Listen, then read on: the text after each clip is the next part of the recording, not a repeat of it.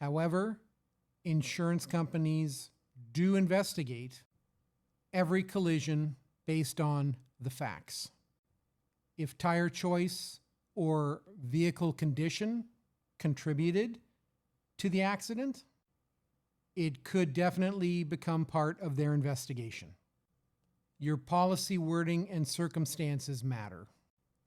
That's one more reason you need to talk to your insurance provider before making the long trip out east this winter.